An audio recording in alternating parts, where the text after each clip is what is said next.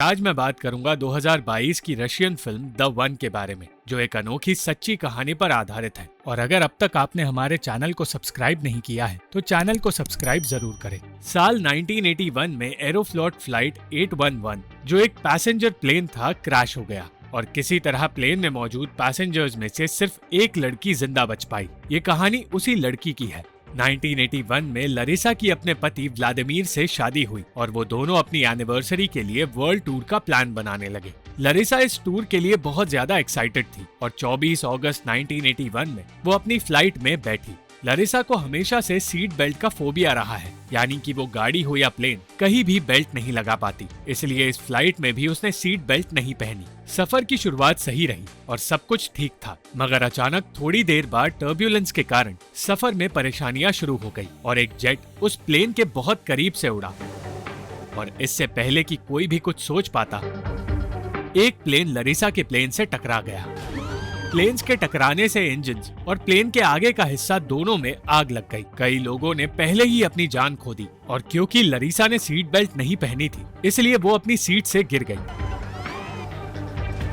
और खुद को संभालने की कोशिश करने लगी। देखते ही देखते वो व्लादिमीर से दूर होने लगी और प्लेन के पीछे के हिस्से में बैठे रहने की वजह से व्लादिमीर ने भी अपनी जान खो दी। लरिसा वो अकेली थी जो प्लेन के उस हिस्से में थी जो पूरी तरह अलग हो चुका था। बहुत देर तक वो हिस्सा ऊंचाई से गिरता रहा और लरिसा ने सीट बेल्ट लगाकर सीट में बैठने का फैसला किया, जिसके बाद प्लेन का वो हिस्सा जंगल के बीचों बीच गिर गया।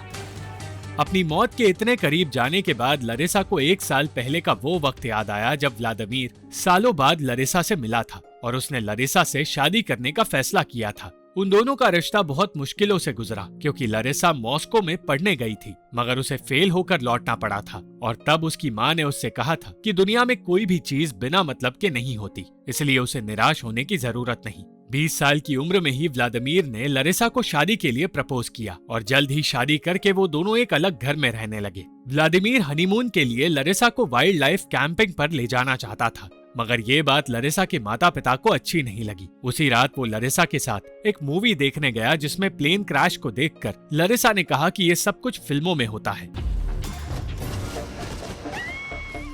अपनी इसी बात को याद करते हुए आज लरिसा अपनी असल दुनिया में लौट कर आने लगी, जो किसी डरावनी फिल्म से कम नहीं। 5 किलोमीटर की ऊंचाई से गिरने के बावजूद लरिसा वो इकलौती पैसेंजर थी जो इस प्लेन क्रैश में जिंदा बच पाई और होश में आते ही उसे अपने पैर में फंसा हुआ रॉड नजर आया। बहुत मुश्किल से उसने पैर से रॉड निकाला और बहते हुए खून को रोकने की कोशिश करने लगी। वो चल भी नहीं पा रही थी और मदद के लिए चिल्लाने लगी, मगर आसपास कोई भी उसे बचाने के लिए मौजूद नहीं था। रशियन जनरल को जब पता चला कि उनका एक फाइटर जेट पैसेंजर प्लेन से टकराया था, तो उन्होंने न्याजेव नाम के आदमी से कहा कि उसे इस हादसे को अपने तरीके से हैंडल करना होगा। लरिसा ने खुद को संभाल तो लिया, मगर जब उसे पता चला कि उसके पास मौजूद लड़की मर चुकी है तो उसका हौसला टूटने लगा और वो बेहोश हो गई। न्याजेव ने फ्लाइट के सारे डिटेल्स लेना शुरू किया, मगर वो सेना की इज्जत बचाने के लिए प्लेन में मौजूद पैसेंजर्स के परिवारों तक ये खबर पहुंचाना चाहता था कि उन सब की रोड एक्सीडेंट में मौत हुई है और उस इलाके में एपिडेमिक फैल गया है। दूसरे परिवारों के साथ साथ लरिसा की मां तक भी टेलीग्राम के जरिए ये खबर पहुंचाई गई और दूसरी ओर एक हेलीकॉप्टर की आवाज सुनकर लरिसा के मन में फिर एक बार बचने की उम्मीद जागी। ये वही हेलीकॉप्टर था जिसमें न्याजेव क्रैश साइट की तहकीकात कर रहा था। वो क्रैश साइट चाइना के बॉर्डर के काफी करीब था, इसलिए न्याजेव ने कह दिया कि हेलीकॉप्टर को जमीन पर ना उतारा जाए। पायलट को जमीन पर लरिसा नजर तो आई, मगर वो और बाकी के लोग यही सोच रहे थे कि इतनी ऊंचाई से गिरने पर कोई भी जिंदा नहीं बच सकता, इसलिए शायद वो लड़की उन सैनिकों के साथ है जो सैनिक वहाँ कैंप लगाकर बैठे हैं।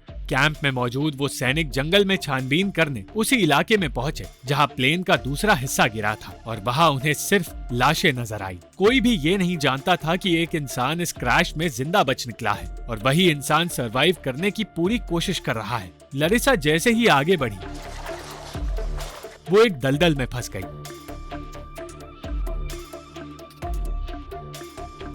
पूछताछ करने पर न्याजेव को पता चला कि गलती सेना की थी क्योंकि उन्होंने पैसेंजर फ्लाइट तक अपने लोकेशन की खबर नहीं पहुंचाई। मगर न्याजेव के लिए सच से ज्यादा जरूरी एक अपराधी को पकड़ना था जिसे इस सारे हादसे के लिए वो जिम्मेदार ठहरा सके।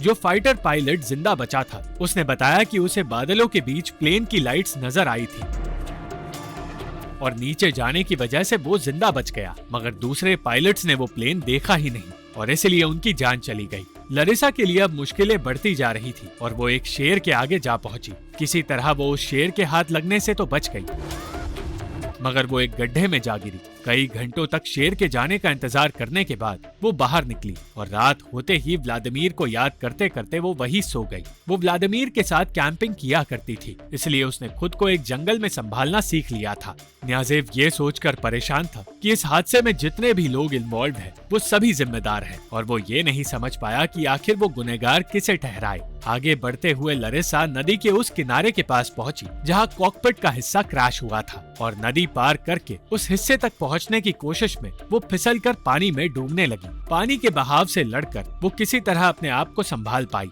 और कॉकपिट के पास पहुंचते ही उसे फ्लेयर गन मिली, जिसका इस्तेमाल करके वो मदद मांग सकती है।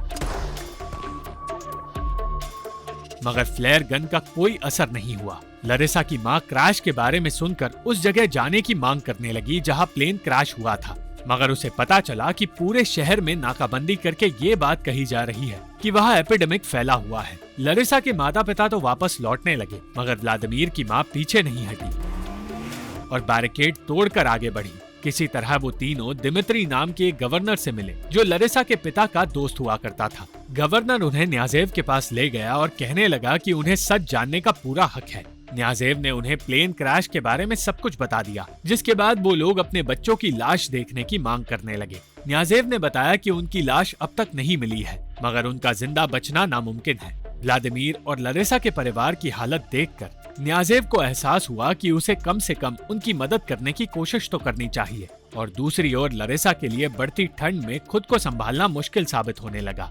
वो इतना टूट चुकी थी कि उसने अपनी जान देने की भी कोशिश की। गवर्नर से बात करते वक्त न्याज़ेव ने बताया कि क्रैश साइट पर उसने हेलीकॉप्टर से कुछ भी अजीब नहीं देखा। उसे सिर्फ एक लड़की नजर आई जो शायद उन सैनिकों के साथ कैंप में खाना बनाने का काम करती है, मगर गवर्नर ने बताया कि उन सैनिकों के साथ कोई भी लड़की नहीं थी। अपनी जान देने की कोशिश करते हुए लरिसा को एक बैग नजर आई और उसे पता चला कि वो बैग व्लादिमीर का था, क्योंकि उसी बैग में व्लादिमीर के बनाए स्केचेस उसे मिले और स्केचेस देखकर उसे फिर एक बार हिम्मत मिली। उसने व्लादिमीर को तो खो दिया था, मगर वो जानती थी कि व्लादिमीर उसे इस तरह हार मानते देख कभी खुश नहीं होता। उसी इलाके में लरिसा को व्लादिमीर भी नजर आ गया और दूसरी ओर न्याज़ेव गवर्नर के साथ क्रैश साइट पर जाने की मांग करने लगा ताकि वो जिंदा बची उस लड़की को ढूंढ पाए और उसे जंगल से बाहर निकाल पाए। लरिसा अब भी उम्मीद कर रही थी कि व्लादिमीर जिंदा हो, इसलिए वो ये सोचने लगी कि व्लादिमीर उससे बातें कर रहा है। वो उससे माफी मांगकर उससे बातें करती रही और उसी के पास सो गई। न्याज़ेव उस जगह पहुंच गया जहां उसे लरिसा नजर आई थी, मगर वो ये नहीं जानता था कि अब लरिसा कहीं और है और व्लादिमीर की मौत को एक्सेप्ट करने की कोशिश में रो रही है। लरिसा को ढूंढने की कोशिश शुरू हुई और लरिसा को अपने प्यार को अलविदा कहकर वहां से निकलना पड़ा। सही वक्त पर लरिसा ने अपनी फ्लेयर गन की आखिरी गोली का इस्तेमाल किया और उसका सिग्नल न्याज़ेव और उसके साथियों तक पहुंच गया। हेलीकॉप्टर के पायलट ने लरिसा को ढूंढ निकाला और लरिसा को पता चला कि वो बॉर्डर पार करके चाइना पहुंचने ही वाली थी। न्याज़ेव लरिसा को बचाकर वहां से निकालने में कामयाब हुआ और एक आखिरी बार व्लादिमीर को देखकर लरिसा अपनी नई जिंदगी की ओर बढ़ी। लरिसा आज तक यही सोच रही है कि आखिर ये सब कुछ उसके साथ क्यों हुआ और सिर्फ वही जिंदा क्यों बच पाई, और आज भी सिर्फ व्लादिमीर की यादों के साथ वो अपनी जिंदगी बिता रही है। Thank you for watching this video. अगर आपको ये वीडियो पसंद आई तो इस वीडियो को लाइक, शेयर और इस वीडियो पर कमेंट जरूर करें और इस चैनल को सब्सक्राइब करना मत भूलना।